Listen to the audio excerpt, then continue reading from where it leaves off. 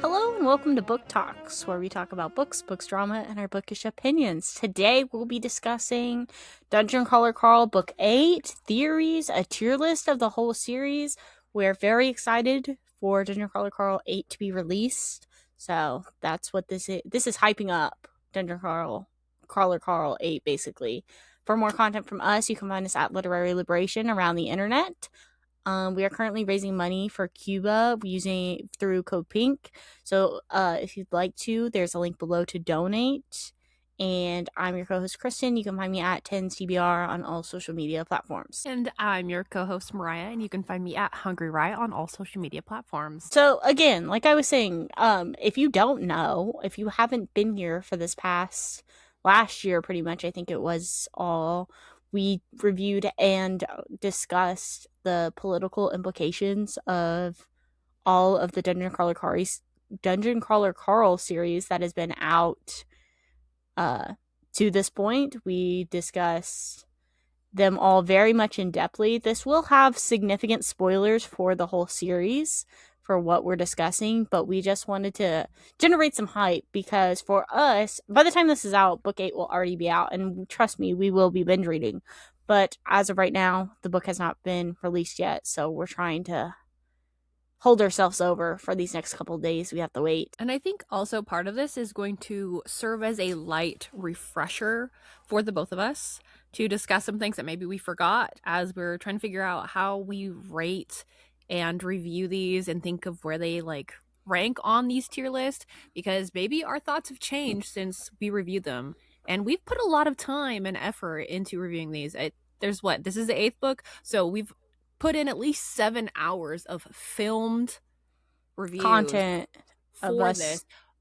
That doesn't even take into consideration everything that we have done offline. Like, we are very involved in Dungeon Crawler Carl. We are not involved in the fandom, though, and I think that's an important distinction, because some people in the fandom, listen, you can do whatever you want. I don't want to yuck anyone's yum, but I don't really want to be a part of some of the stuff that y'all are doing. Which I mean we can discuss too, because I think we're not, like, I would say, like, the most we're active on, like, within the fandom sphere is, like, sometimes we post some memes. Obviously, if you look behind me, I bought some Dungeon Crawler Carl merch. I have some actual t-shirts and stuff. I also have over here Mariah made me this for my birthday this past year.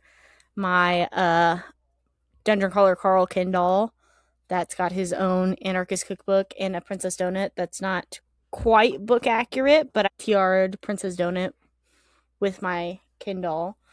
I know So you need to I'm paint Donut to match, because I matched it to the webtoon version, which in the webtoon, for whatever reason, she's white. I don't know if it's just to add that contrast with the coloring of the webtoon, but canonically she is a is a tortie. yeah, which I mean I think that's one thing that I feel like a lot of people forget too, because I think, sorry, my cat's being bad, but I think in the book it's only mentioned a handful of times where it's not super Yeah. clearly But now discussed. this is kind of like the image, so I think there's gonna be a lot of confusion. Yeah, Unless you're like a diehard fan, which we are. I don't know. We are. It Which was my creative choice.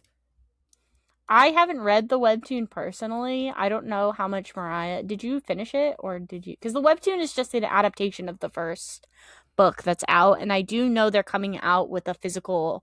I want you people to know that, like, whenever I say, like, we're in the Dungeon Crawler Carl, like, verse, like, I've backed the crocodile, the Florin, like, comic book. I'm on a backer kit for that. There's special editions of, I think it's this Doomsday Scenario.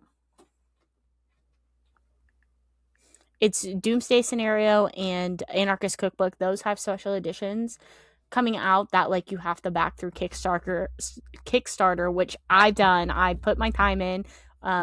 So, like, which those have not been printed and stuff yet. So, like, Matt Dittman, I've been financially supporting you. I bought all of these books that are not cheap either.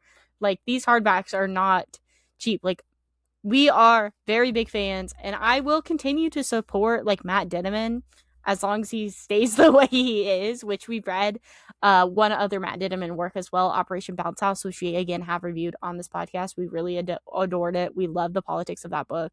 And Matt Dittman, we love you. If you can hear me, we need you to never stop writing and to write Carl forever, even though I know this beautiful thing won't last forever.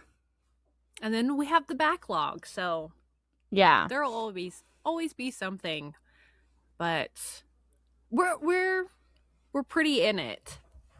That's why we're doing this today. Which, dun dun dun dun dun. Kristen will put up the tier ranking here in a moment. If you are watching at home, you'll be able to see it on the screen, and if not, we're going to do our best to relay precisely what we were saying. We're only ranking the books. We're not doing any of like the webtoons or the comic. The Croc one isn't out yet. It is not out yet. From my understanding on the backer kit, I thought they said they were still writing it, which I'm a little confused by, because on Goodreads it does say it's supposed to come out this month as well. But I don't know what they're coming out with. If it's going to be like maybe a webtoon where they're doing chapter by chapter, because I know that's what they were doing with the webtoon that was on like the app Webtoons, which I read the first chapter and I don't have mine displayed yet, but I do also have what Mariah was showing off earlier, the free comic book day. You got like the first chapter basically in physical form, but then they are coming out with like the physical full copy of the, I guess, I don't know if they're going to call it a manga or what, but I didn't think that was worth reading because I haven't read it all. But like here in the future too, once like all of the side stuff is out too, then we can do like a full tier ranking of all of that individually as well. Yeah, You know, we'll really do that when the show comes out too, because that's another thing. Like, there's so much Dungeon Crawler Carl shit coming out in the future. Like, it's gonna be interesting to see how, when like the more people are consuming it in different methods, what people are extracting, what discussions are going to be surrounding it. I'm very curious what the future holds. yes. But so getting into this tier list, I figured it's not a very beautiful tier list, and I didn't really make anything specific for like the tiers, just because us doing this tier list as well, no matter how we rank these things, we love and adore every single one of these books. All of these books have over a 4-star rating from us, I think, even if maybe we don't hold that same sentiment, but I think I would rate at least every one of these at least 4 stars now, even if I were to reread it, because the overarching story is just so good within Carl. Do you want, since we don't have, sometimes we come up with fun little quirky labels for each one. These are all going to exist within a 4-star rating spectrum. So the lowest part of the 4-star is going to be that. What do you have? I can't see it. Is it an F or is it an E? I have D. D. Yeah, So there's S, D, A, C, B, and S. A, and So we have S. those. Well, I can get rid of one. I could get rid of the D, I guess. We could do S, A, B, C, because nothing is lower than a C tier. Like C is mid, and like nothing is below mid in this. You know, like we It would love. be disingenuous to say that something is like, this is the worst one, but it's like a 4.25 star rating. Yeah. Like, again, we still adore every single one of these. And first, I figured we start off with Dungeon Crawler Carl, the one, the only. And I feel like we're going to be starting with the early S tier. I don't know how Mariah feels. I remember, we'll have a little reminiscing moment, is that I started this book on a whim. I knew we were going to read it at some point because so many people had talked about it. And this was supposed to be my turn my brain off, my popcorn read. And I was sitting there reading it and I was like, I don't know how to feel about it. And then it just so quickly turned into something I could not put down.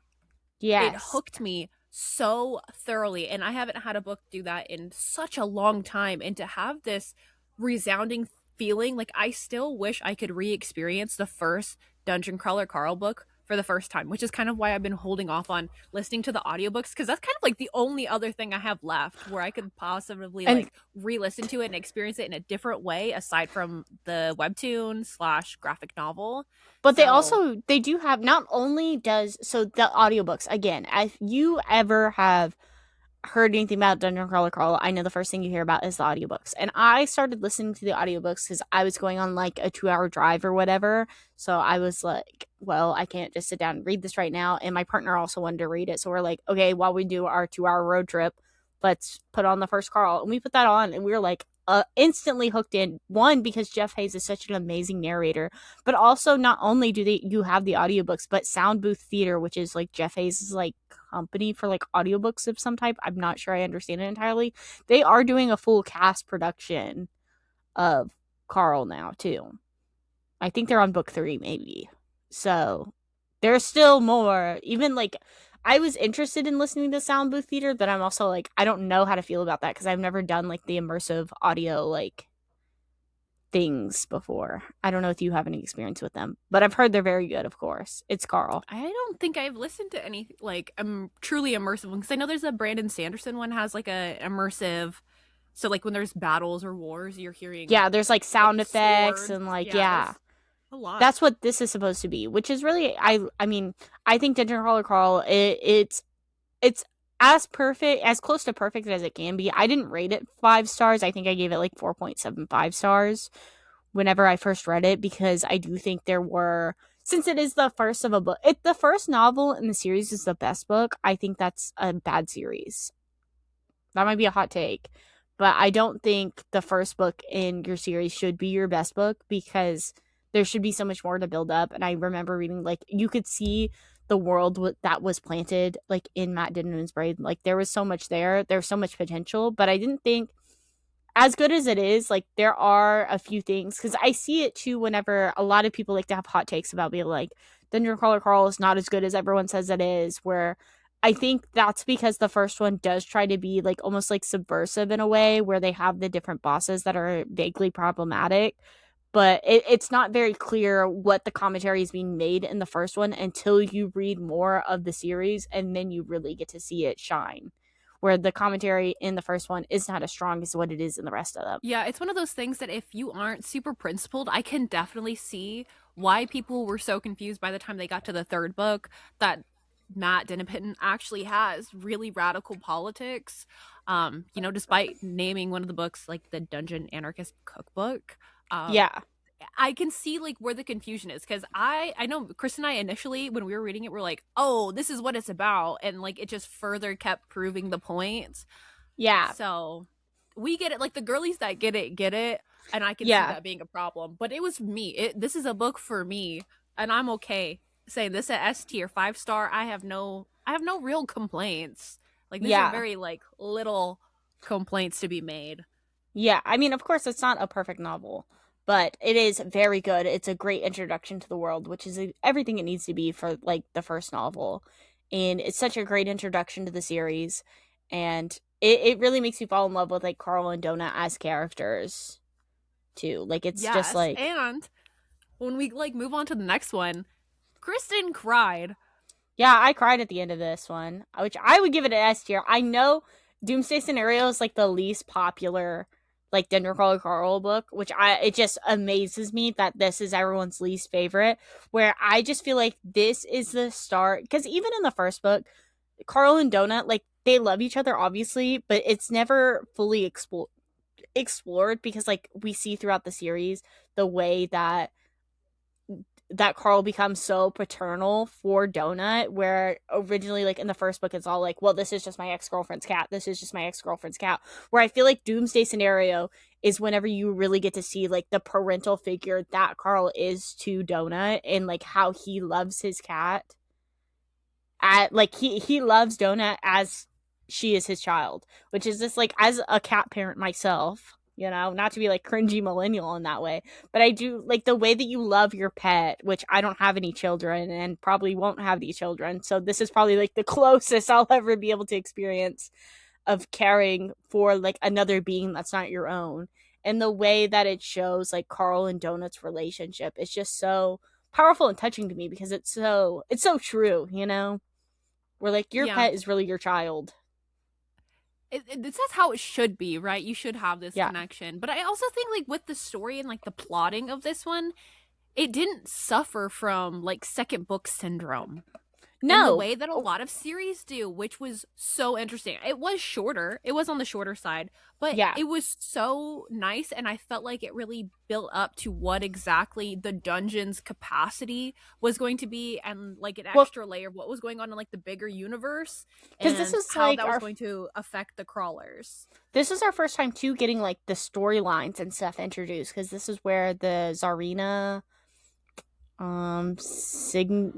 Signia, sorry, I don't remember her name fully, but like where she was first introduced, and this is the one that I think, to me, it really showed that Matt Ditterman had a whole, you could tell he's got something planned out from here to the end, you know. And I just love this book. I cried at the end of it. It's one of my favorites, maybe not my favorite, but it is up there. It's probably my second favorite, I'd say, which I It's know is a just hot take. special. It's It's special because it still has so many like the characteristics of like the first, like the vibes, but you can mm-hmm. tell it's like evolving into something else. So it's like a nice segue into what's coming next. Although I will say we're gonna have some hot takes with the next one, which is the Dungeon Anarchist Cookbook is, I think, both Chris and I's lowest rated Dungeon Crawler Carl book, despite it being Yes, one of the like fan favorite additions to the series. which I like. The thing is that I think Matt Ditterman sometimes the one thing that I love about Carl and Carl's character specifically is he's a himbo, right? He's not the brightest guy, which I think later on in the series he obviously does learn and starts to become more confident in his decisions, sort of things. But definitely in the first three books, you see Carl as kind of just like run and gun, kind of doing things without fully thinking about the consequences of his actions. You know, especially in the ways that whenever he's on the talk shows earlier on, he's easy to blow up, easy to manipulate. That's why, like, Prince Malwart or whatever is so easily able to get under Carl's skin, because he still is not playing by the dungeons games like he does later on in the series. And I think it can be endearing whenever Carl's stupid, but because of the way that this floor is structured and laid out, it is very complex. And since Carl never fully understands it, because we're in Carl's perspective, I think that it was hard for us as readers to understand it. And I mean, I know it's intentional by like the floor designers as well too, but I sometimes they're also the plot, like the way that the floor functioned was incredibly confusing, like spaghetti, whatever yeah, they described it as. It was like a, if you had a bunch of spaghetti all piled up on itself and then also kind of like flipped inside, and that's what we're working yeah, with with the this train trains and subway everything. system. um I did like the side characters. I think the side I characters mean, were cool, but Katya also, gets introduced in this book, and yeah, she has, Hecla. and Hekla's storyline, I mean, kind of gets wrapped up. But I mean, I think the introduction of Katya, one of our favorite characters in the whole series, and I think it's really hard too, because I can see why whenever people read earlier on, where people love to criticize like Dungeon Crawler Carl for not having like strong female women or whatever, but it's because like whenever Katya is introduced, like this is the beginning of her arc. She's very timid, she's very shy, she has nothing going for her, and that's why like her arc all throughout the rest of the series, and then inevitably in like this inevitable ruin, it's such a perfect bow on her story. And I think her introduction probably could have been done better, but I do think it's good for what it is, because you can see Matt Dinneman again laying those stones very early on, so you don't know what it's worth, like what it's like meaning, until you Yeah, get to and the like end. part of me understands why it was set up that way, especially like with the game designers of Dungeon Crawler, or like Dungeon Crawler Earth. They wanted to put Hecla and Carl up against each other. Like you could tell very early on they're trying to not have huge Solidarity. people form, because right at that point I don't think they have sponsors just yet. It's not until like the next one, I think, where they get proper sponsors. No, they might Um, have like some people doing like, because I think they're still like Carl and Donut are still like the most popular in the dungeon through like the streaming aspect of it, but they're not getting really any reward boxes. They might be getting some, I think, because I want to say this might be whenever he gets that potato.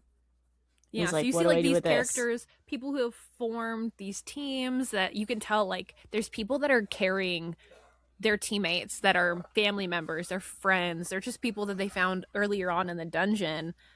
They've known Mm-hmm. them for what, maybe like a month at that point. Yeah. Like it's not very long, and I love Katya's character arc. But this book, I don't know. There was just something about it that I didn't fuck with. I didn't like how there wasn't any real like there's monsters in it, but it felt like more figuring out the puzzle Well, I mean, they within the had the story, and different. the puzzle was really silly at the Well, they end. had What it different was. monsters on like the trains and stuff because there was like those the four-legged like creatures that were driving the train that he ended up having to fight. I don't remember what he called them or what kind of creature they were. But they The didn't have the conductors. special sauce, like the exploding llamas. Like it just felt like there was like rabbits. I did like the Jimbro monkeys that were in that one. I thought that was funny. That had I the was just wanting Krakarin more in stuff it like too, I that. think. Did it not? I'm pretty sure because No, there I was think like that's the in the first one. Is no, it there not? was like another like manager lady because there was like the CEO lady because there was like the one lady that was like trying to get all the NPCs to work or whatever. And so there was like her arc with that, but Yeah, I there mean was she like ends up getting goblin killed. managerial when they get into like the train Yeah, yard. there was some like corporatism like discussion within it because there was obviously a critique of that. I mean, a lot of the series is a critique of corporatism. I just don't think it was as well done as it could have been. And then moving on, next up we have Gate of the Feral Gods, which to me is also not one of my favorites. I remember this one took me the longest time to get through. Like most of them I read pretty fast, but this one I just like did not get into as much. I don't know if you agree with the B ranking. I really liked it. I mean, I don't necessarily think it's like an A compared to some of the other ones, but this Yeah. one, there was just something really cool about the way that they're all like in these little bubbles and they have to come up with a solution for like their quests or their storyline and they're in different parts of it, but they don't realize until the end that it's kind of like, is All it connected. Saw 2 or 3 where you needed more people? Like the more people you have at the end, like working together, there's like this element like we need the solidarity. And there were some moments with some characters that were kind of complicated, that were in like the subterranean portions of the level that end up sacrificing themselves so that they can actually like win and pop their Yeah. bubble, and then Carl and Donut are like, you know what, fuck it, we're gonna try to save everyone else. And I loved it. I loved that part. I followed it really well. This one just I worked mean, for my brain. this one I thought was fine. It just wasn't anything like I think like the storyline with the changelings and whatever Henry was one of like the camel guys. What do they call them? Like the Dracarians or something like that.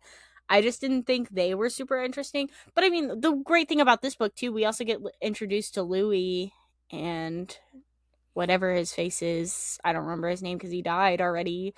But uh do you remember like whenever they and then Carl's just like, I hate these two drunk freaks that are Yeah, just because he's like like, oh silly my goofy. fucking god, and he's like, okay, this is the build you got. Like, you need to just like work with it and actually like make things happen, because they like Yeah. drove into the dungeons initially. They had a really Yeah. cool little like Truck turnabout, and then thing. you end up finding out that what's his name is gonna marry Louis Sig. is gonna make Yeah, the juice box. changeling. Yeah, well, that doesn't happen for a while, but like the introduction of Louis and everything, like I like Louis as a character. I do also think like that's one great thing about like Matt Denneman is that he is giving you such great arcs for all of these side characters too. Like there's so much. You would think like whenever you're reading Gate of the Feral Gods, you're like, oh, this side character Louis is gonna mean nothing here in a couple like chapters or the next book. But no, like this is the one that like all of these side characters that get introduced, especially with the NPCs, because the ending with them opening up the Gate of the Feral Gods and they send the thingy to the next level. They send all the changelings and stuff to level. What are they on? 10, 9? I don't Yeah, remember. and this is also where we get Samantha. Yeah, yeah. Samantha is introduced in this one too. But again, that's another one too, where it's like another one of these silly side characters that you're just like, oh, this is just like the shtick for this book. But then no, like these all become very important characters later on, especially leading on to the Butcher's Masquerade, which is another one of our favorites in the series. This one was really long, I remember, because there was like a lot going on, and like the Butcher's Masquerade genuinely doesn't happen until like the end. And I remember like the cliffhanger that this one ends on. That I'm like, I have to read the Bedlam Bride immediately because This one of shook me to my core. This one was probably one of my favorite ones we read after the first one. I think I would rank this like you would second rate this favorite. S I up loved it. there. Like the more I think about it and like the way it's paced, like Carl is just full kill mode. This whole like Yeah, he gets in, he's like, okay, we got our different like subclasses and everything.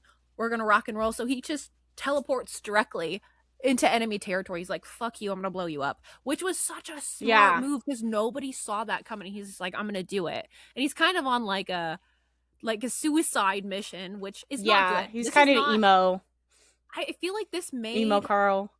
Carl's character, like you can see that he's being affected like mentally by being in the dungeon because he's constantly talking about like the river. This river is Yeah, roaring, it's flowing. Like you can tell like something's happening in him, like psychologically, and we don't really know what it is.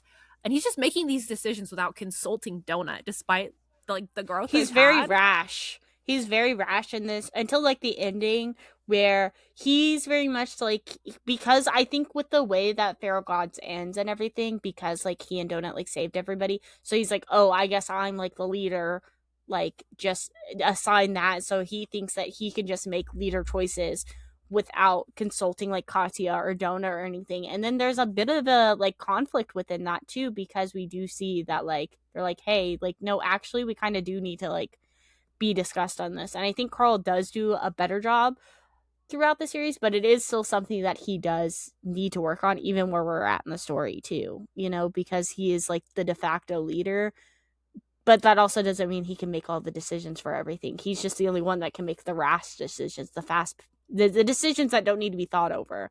And I think this is one too where, is this not where Donut's social media board is introduced as well too, where you kind of start to learn that Donut is also doing things behind the scene, whether or not Carl wants to realize that he thinks he's doing everything on his own. He's the only one that's like saying F you to the Borant Corporation and stuff.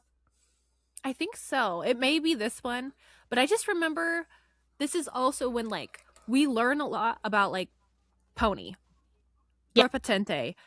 We learn so much about him and his whole little story with his mom, his mother. Miriam Dom. Miriam Holy Dom. shit, that was so It was sad. It was sad. really sad, and the way it's developed, and it kind of gave a different idea of what could happen with these pet biscuits.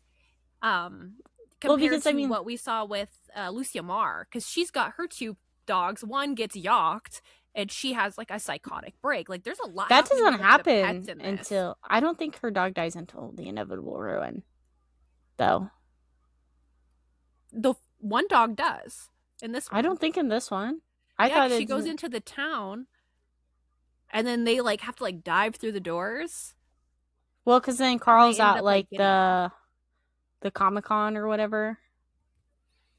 And it's like a big deal because you don't know what's happening with Donut. You don't know if she was able to like get out and like make it in Yeah, because she's like, you killed the wrong one. yeah. So But I there's mean, a I lot happening in there's this. there's a lot like happens in this overarching story. I mean, because this one also too, we have the Czarina introduced back in again too, where it's connecting within Doomsday scenario, because like I don't remember the show that it was supposed to be. Do you remember? Because like that's the whole thing, like from Doomsday scenario to this one, like every couple floors there's like a TV show that they kind of can like extract and dramatize, you know, and whatever show she's in, this is like her finale wrap up, where even Carl's able to like wake up these NPCs that are not supposed to be able to be woken up, even though he was able to do that like in Feral Gods. This one is just more of like, we're spreading that message more, beside like just any NPC they can help, they're helping. Yeah, I think that's what I like too is that there's this like introduction of like class consciousness, like getting people to wake up to be aware of their material conditions that they're living under. And you could tell like yes, in this like they're being propagandized or like they're not sorry, Mm-hmm. they're programmed, but it's a really good one-to-one parallel with like how propaganda functions. And I just Yeah. thought the politics of this book, I think that's kind of what got to me too, is just it felt really flushed out and it made sense, and it was just combined with such good action and plotting and characters. I really liked it, and I And liked the that way that this one ended with Pony. and I mean the ending with Katya getting the tiara of the Sultanate crown I or whatever too. So now I she's a audibly part of, gasped. I so was she's holding like, my head. I was sitting. I know exactly where I was, what time of day it was, what I was wearing. I was yeah. gutted. Yeah, whenever you find out that, oh my god, because of like, I got because goosebumps thinking about it. uh so then Katya is now like next in line where Donut's gonna have to kill you, basically, is all we know. And so then we get a lot of Katya, because then even at the end of this one, because I think in Bedlam Bride, now that we're getting into that, they're picking where they're spawning, and they're not with Katya anymore either. And so you're like, ugh, because Donut picks for them to spawn in Cuba, which Mariah did not like this one. I don't know how. I adored Bedlam Bride. This one is definitely my favorite of all of the Carls. I love the story in it. It's so long, which I love because I love being with Carl and Donut. And it feels very nostalgic. Like, even though I read this one like 3 months after I started the first one, it felt nostalgic to like the first relationship that they had because it was just them two. And then even introducing like Sister Inez and her character, I thought Donut was hilarious in this one too. Like, funnier than normal. I don't know. I thought it was fine. I wasn't super keen on the card game mechanics of it because it's like Pokemon and Magic the Gathering.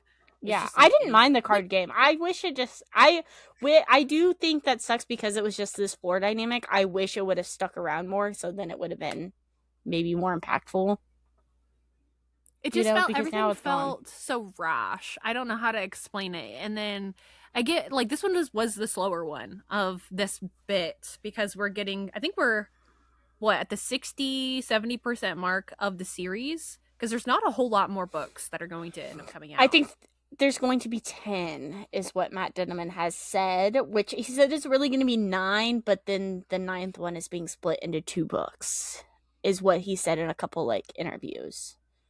But I mean, I love Bedlam Bride. I think the ending is so good for this one. I think that final boss fight with like the gods and stuff, and like the Bedlam Bride coming out and like taking control of Carl and everything, I thought that was really well done. I think the final boss battle is so good. And then this also, is this not the one where like the Christmas scene happens too, where he's kind of getting introduced to like what Agatha is and why she was really there?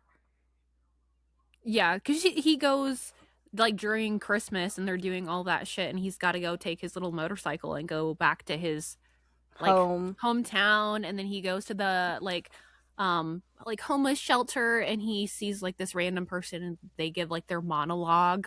Mm-hmm. It was interesting. I thought it was interesting. This was just it didn't And then I even function thought well for too, me. because we get like Carl's dad, like we get that whole arc finally finished too. Because I mean, a lot of this series too is a lot about Carl's.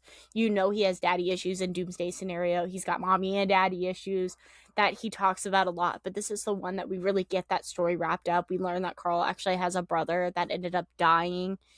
Hopefully, whenever the the floor got like the all the buildings collapse, and hopefully he didn't have to suffer is what Carl can hope for. But like, he also, we get to learn that like how horrible B really was too. Like, this is like B's evil arc too, because she knew that he had a brother and everything, because like Carl didn't use Facebook but B did. And so then like whenever his stepmom was trying to message Carl, she was like, don't ever message me again, sort of thing, and blocked him. And so like he never got to even know. And this is what really like villainizes B more than just being a serial cheater too. And this is whenever Donut, she stands up for herself. She's like, you know what, B, you're evil to Carl. That's my dad. That's my Like, dad. like, and that's it. Like It the was very way sweet. that, I did like that scene. That was probably one of my favorite scenes from this whole book because you didn't know what was going to happen when no, she got because like introduced.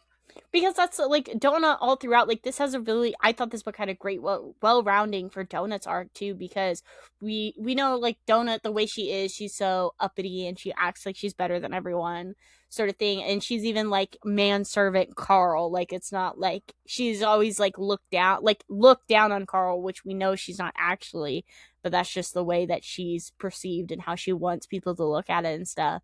But and then you see her like she's like, oh, I love Miss Beatrice, Miss Beatrice is my like person, blah blah blah. But then in this book you really get to learn that like Carl is Donut's person, you know. Very sweet. I wish I would have liked it more because I know people really Maybe you really will like on a this one. reread.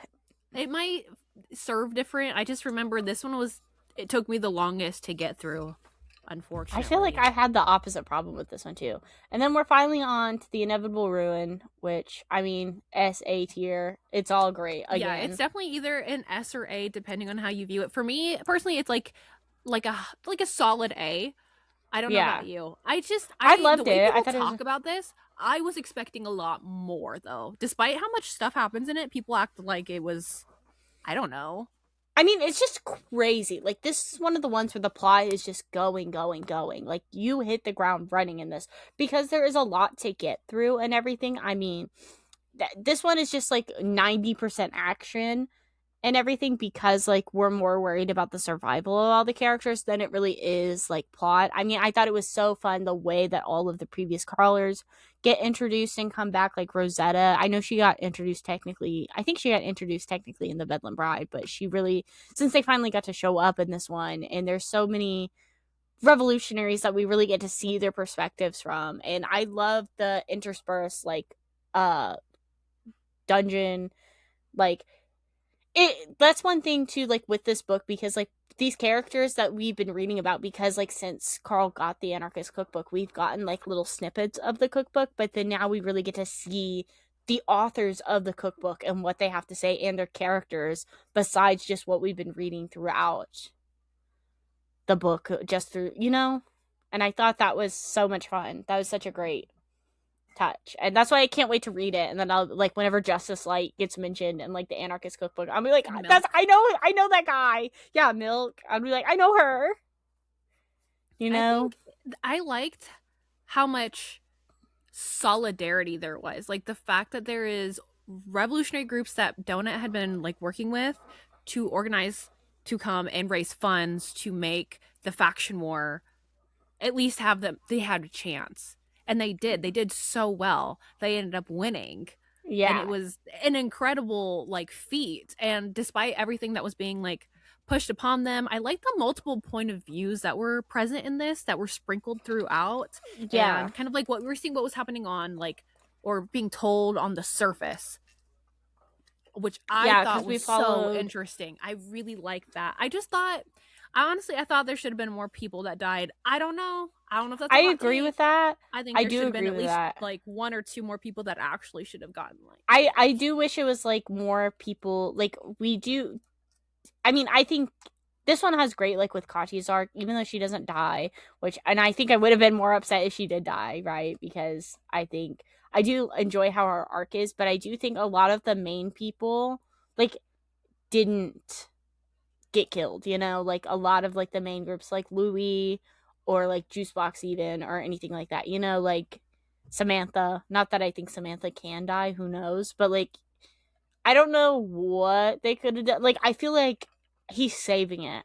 I hope. Like, I feel like I am really scared. Like, now that we've finished ranking these, like, we can talk about two now. What's going to happen next? What we know so far. And Chris and I are doing a fantastic job of avoiding a lot of, I have not been watching a lot of the interviews because I'm scared of what's going to be said, but we do know Mad Max vibes. Very early on we found that out, which I fucking love Mad Max. I don't think I've ever told Kristen this. I eat that shit up. I don't know what it is. I've seen Ooh, it's so Furiosa. I've seen Furiosa and then the Tom Hardy Mad Max. I haven't watched any of the old Mad Maxes. they're just as good. They're better. They're better than the new ones, but that's me being like an old bitch talking about Have you the seen original Furiosa? better. Yeah, I really liked Furiosa. It's really good. Yeah. Like it's a fantastic movie. Well, I mean, it's so interesting too because of the way that this is. I feel like Mad Max 2 is one of those uh, like pieces of media that is so very obviously anti-capitalist as well. Like whether or not people want to admit that or not, because I feel like a lot of film bros or like those people watch it and they're like, "This is communism" or whatever they want to say it is. But I think it is so telling of Matt Dinniman's politics, which if you haven't read this series and even reading like Operation Bounce House, if you can't tell what Matt Dinniman believes in, I think you need to work on your media literacy skills severely. It's so apparent. It's so Yeah. apparent. I mean, and that's what he says to like Matt Dinniman, because like I've watched a couple clips, which I think he does a pretty good job about not spoiling stuff whenever he's talked about, like from what I've seen, anyways. Um, where he'll talk about too, like how he talks about like his politics in his books and stuff, and the only way that people like realize it is like whenever they're giving him like a 1-star review, and they start complaining for being like woke slop or whatever. And I don't know, it'll be really interesting. It does scare me because again, like whenever the floor is too unique, like Anarchist Cookbook, we did not vibe with the floor.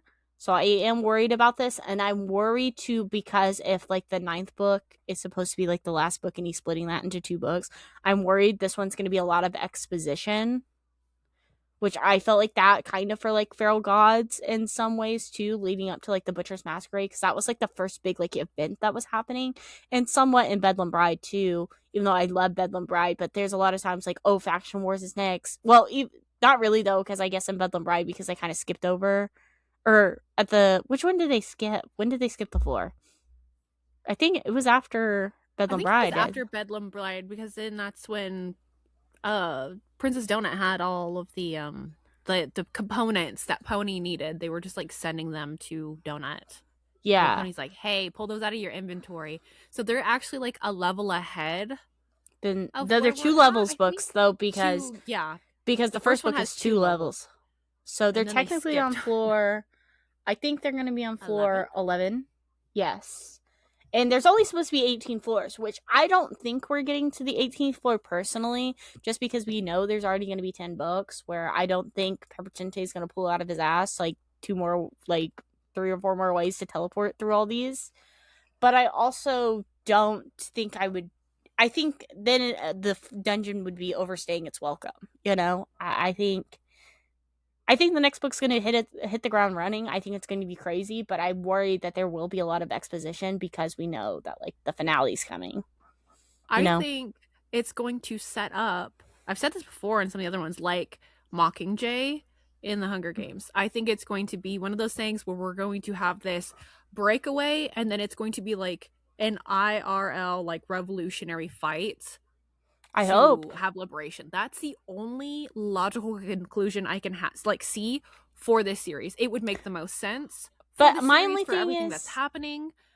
I think there's going to. I'm really interested in how the technical aspects of that are going to work, because I mean, like the idea is that they're in like the core and the crust of the earth right now, you know, and I mean, obviously, like it's science fiction, so they can like teleport out and stuff. So it'll be really interesting to see more of what, because we just had Faction Wars, they won, but all of the people that were in the factions, like Rosetta and all of those extra little guys and stuff, they're going back out and they're going to be dealing with the world on the outside right now as it is, like with whatever's going on with the syndicate and what they're deciding to do, because we already have like the AIs that are all primal and stuff too, where who knows what that guy's going to be up to, you know, because I like, will they ally with the AI, will the AI destroy it all, even, you know, like there's so many unanswered questions. I mean, we even have like with the ending of The Inevitable Ruin, we find out Carl's married to Donut's See, this is attorney. where I think that would have been nice if they had killed off some more people, because we're going to have like a new character introduced, and I think we need the space Well, for I it. And mean, I we have. don't know what we're gonna have going on with this I mean, one to make it make Katya's sense. gone, This is so true. we do Like, have she's that opportunity. gone, Like, but she's I not just don't dead, but she's know. gone.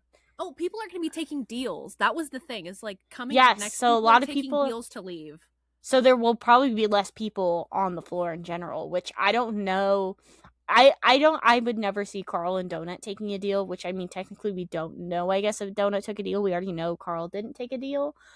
But I highly doubt Donut would take a deal unless it would be her and Carl doing something together. Which I mean they're the most popular crawlers, so they're already getting the best deals. So it'd be really interesting to see like is Louis gonna become like an NPC or like what's going on? Who do you think's going to be gone? Do you think like Batista's going to be gone because now that Katya's gone, does he even see a Probably. future in the dungeon? What about Florin and Lucia Mar? Lucia Mar, I hope for Lucia Mar's sake that she does take a deal and gets out, because I know they were really pushing for it, but I have a feeling that it, she's it just depends going to on be really who's self-destructive. it depends on who's in control of her too, whether or not it's like the women form of her or like the hundreds of children that are apparently there, even though there's supposed to be some type of daycare within that. And I wonder how like they're going to deal with like because like technically like Carl doesn't really have a sponsor anymore either, because he did have the whatever they called the group, but then they all came for the faction war, and we know they're The planning some type. pacifist organization, and Yeah, the then the other pacifist one, effort. Yeah, the so like weird one, like the cultish, because there like two different ones. there's There's the the people that were sending him. Perpetente people that Yeah, are sponsoring him and then also sponsoring Perpetente, which again we still don't know a lot about them, but I mean there's still so many unanswered questions, and like I am gnawing to get my teeth on this. We're recording this, so like it's Sunday night for us. The book doesn't come out till Tuesday, and this will be the longest 48 hours of my life. Hopefully it drops on KU right at midnight. That's what I'm hoping for, but I who know. knows? I'm not even waiting for my physical copy to come in. It's going straight to KU. I Yeah, don't give I a will. fuck. It's coming onto my e-reader, my phone. I want it up my ass. I want it. I know. I need to be consumed. I've already pre-ordered the audiobook, so as soon as I can start listening to that, I mean, obviously I won't get the physical book until Tuesday, but I'm hoping Monday night, late Monday night, I could stay up late and get a couple chapters in. I'm so excited. I really hope though for the future of this series that we're gonna have like a Katya spinoff or something. Well, we have the Florence spinoff already right now, which That's what I'm saying. but Because I she's think gonna it's be on the surface, so supposed to be a prequel though, the Florence spinoff, which again we got a lot. I think Katya has such a beautiful arc too, where I don't necessarily know if we really need like a prequel of whatever she's going on, but I wonder if maybe it'll be like how the last couple of books have been, where we get those outsider perspectives, or maybe we'll get like a Katya chapter sprinkled in every so often. I mean, I have a lot of hope for Mordecai, and like what, like me and Tyler, we joke about like the ending is going to be like Carl's going to be like build this giant bomb to like bomb himself and all of like the world leaders or something, and he's going to go do it, but then Mordecai's going to be like, no, son, I'll do it. And then like he'll jump in and Mordecai is that guy though. He would. I think he's gonna come around. that's why I think that's what we're like, oh, Mordecai's definitely going to be like killing some people or something, doing something. Because again, we still don't have too much history about Mordecai either. So I'm hoping, because I feel like the Inevitable Ruin gave us a lot of Katya's history, right? And then in Bedlam Bride, we got a lot of like don't or Carl specific like history about like his relationships and before the dungeon and stuff. I'm hoping this book will focus a lot on Mordecai, because I do think he needs that spotlight. Or just give me a Mordecai book. Honestly, more is Yeah, more. I think I'm willing to accept that. And I wouldn't typically say that about any series outside of like Lord of the Rings, which he if can't ride the anymore. Matt Dinniman is anything like Tolkien, he's got other things like There's a whole stories that he's world. like There's so written out many that other.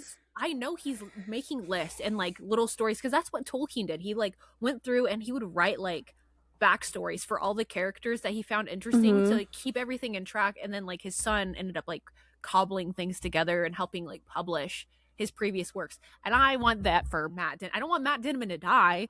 I just want him to turn Matt it Damon into a don't die. reality. Post it Well, like on that's Wattpad, post it on AO3. I don't care. I'll take it.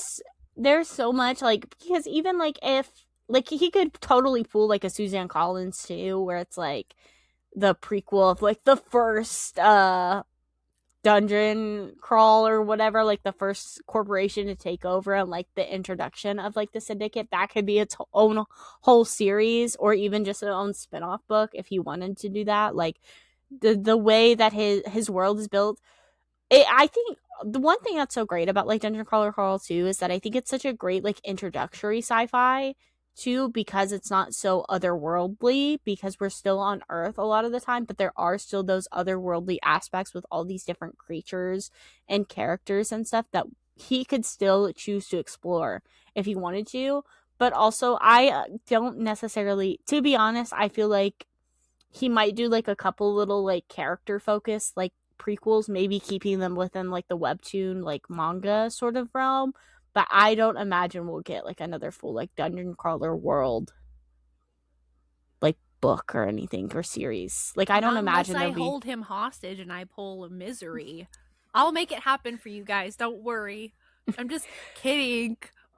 Well, I mean, like, but that's the thing though, is that like reading like Operation Bounce House, like I know Matt Denman has it in him to tell a great story, and I just hope that he writes until he cannot pick up a pen anymore. You know, I would love to consume all of the stories that man has in his head and how we can use them to further our own revolution. You know, No, don't worry, seriously. Matt If Denman. When there's the something that's revolution more like happens, Operation Bounce House of Keen, I would eat it up.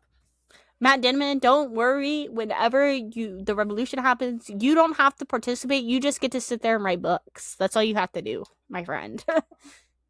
See, You know? that could be its own mini. Like, I think like art and the revolutionary struggle is so like integral to our Yeah. success. Like, we need it. And Matt Dinniman, He's he's got that. doing He the does thing. that revolutionary optimism too, because like no matter how bleak Dungeon Crawler Carl is, it's got so much hope and happiness built into it.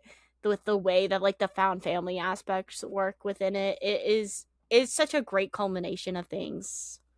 It's so great, so great. And if you listen to this and you don't know anything about Carl, I don't know how you're here, how you've avoided it. It's such a beautiful story, and I can't. I think once I finish like book 8, whenever like book 9 is announced, I think I'm gonna do a reread. I don't know about Oh, you. like right before the last one? That would be so Right fun. before, yeah. Well, it would be the second to last one. I think I'm before book so 9. curious, like, what we missed. I think that's I gonna be the think thing. there's 'Cause I gonna be, did blast through so much of it because I was just like reading that I didn't well, like because we sit were with reading it. it I for was the so excited. podcast. Yeah, reading it for the podcast too, because we were reviewing one every month. So we like read it within like, I don't know, I guess technically 7 months. But I This feel like one, it was I will faster. say, I'm very sad that we don't get to sit with it longer. We are sacrificing our own joy for you. For you, Yeah, the viewer, the listener here, because I would have rather read this over the course of like 3 weeks, but we're going to get we're it binging out. it. It's gonna be long and it's gonna be hard, but we're gonna do it. I don't know. I love binging a good book though. Like I I'd just much know rather it's be gonna be binging good. it. I think this is like Yeah, the 6-star read I have been needing, and I want to inject it straight into my veins. that's what I'm saying. I don't even know if I've rated anything five I don't stars know what I'm yet gonna this do after year. this though, because I don't. There's Cry. no timeline of when the next one's gonna come out. Yeah. It's gonna be like 2 years. Oh, I've had one 5-star read and it was a reread. So this year. This year So has been I kind of buns for reading. Like, there's been some good ones that I'm like, okay, I yeah. really liked, but this is Well, the one my I think my soul's been holding on for. my average rating is 3.46 stars far this year. Damn, So damn, I've been that's reading lots of fucking low. chopped shite. I bet the higher rated things are like nonfiction, huh? The highest rated is Project Hail Mary, and then 4.5 I have Kindred, Operation Bounce House, and The Hobbit. And then Okay. 4.25 I have Chaos. I have quite a bit of 4 stars though. Half His Age, Mapping the Interior, The Service Berry, You Weren't Meant to Be Human, A Short Stay in Hell. I've only read 6 nonfiction books so far this year. Oh, I thought you read like a lot more. No, I'm about to finish my 7th, but but next week's episode, like, you guys are eating good. Like, you get this Dungeon Crawler Carl Palooza, us just discussing it, and then next episode we will be talking about book 8. We are ready for it. We're fiending for it, and we're gonna be locked in. Like, I'm telling you, I'm gonna be gobbling it up. It might be like a 2-hour long episode. Depending on how much It's not going to be that long. It probably won't be too long. You never know, though. Like, we might have a lot to say. Maybe we should get better about, like, note-taking this. Intentional. This I was going to say. Note-taking and highlighting. I think when I highlight in the, like, the Kindle? KU, you get an option to add, like, a note with it. And I'm going to try to put thoughts to accompany it and then see if that helps with an outline to see what we do want to bring up and what we don't. If you're wondering, this is the inside process of what happens. It's a lot. We just work so hard. Being a content creator is so hard. Try being an influencer for a day. Us. You know how much money we make? $0. None. We put more money into this than we receive from it. Like, actually, it's a fucking hobby.